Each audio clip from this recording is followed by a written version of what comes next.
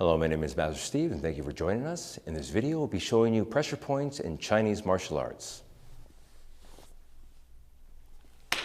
Today in our culture, we have to contend with several different body types. As you can tell, they have changed over the 1,000 years. Thank God, or whatever you want to say.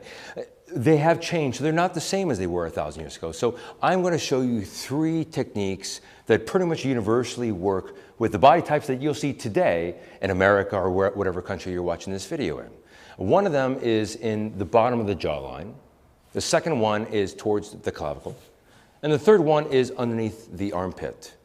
These 3, if utilized properly, if trained for a long period of time, will be effective in whatever situation you might find yourself in. Now, one of the examples of pressure points that I'm going to show you is right underneath the jawline. It's actually right underneath the wisdom tooth. Now, you want to be careful because as this is a pressure point and you might think, well, this might just hurt a little bit. No, this actually hurts a lot.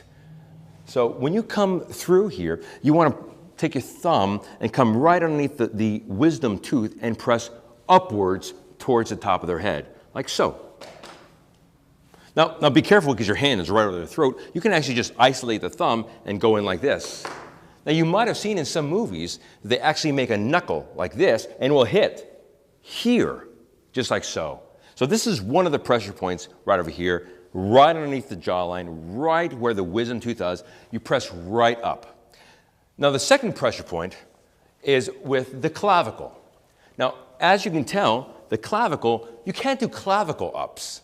So the clavicle is always going to sort of, except for some of those huge guys that go to Venice Beach, you're always going to see a line appear here. A great pressure point in here is actually to dig into the clavicle like so. There's actually a bar right here that locks it in place. You come underneath the clavicle and you press against the bar like so and you squeeze in.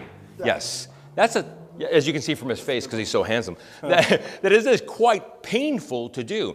Not easy to do, not always effective, but if you do have that choice, you do have that point there. You can also simply just come into the cavity and press downwards like so. You can tell that doesn't feel good, and he doesn't want to make me look good. So the third one comes in from here. The next pressure point is actually underneath the armpit. Now, I like it better from the other side, but just for the sake of effectiveness, or quickness, we're going to go right underneath the armpit here. Notice how I curve my hand around the pec, like so, and I come straight into the armpit. And it's really not this part right here who's doing the action. It's really this part in here that's doing the action. Have you noticed that it's almost exactly like the pressure point that goes into the wisdom tooth? There's more similarities than differences. And when you see that, that actually explains Kung Fu 101. There's more similarities than differences. That's why when you find people who say karate is better than Kung Fu, Taekwondo is better than karate, there are more similarities than differences.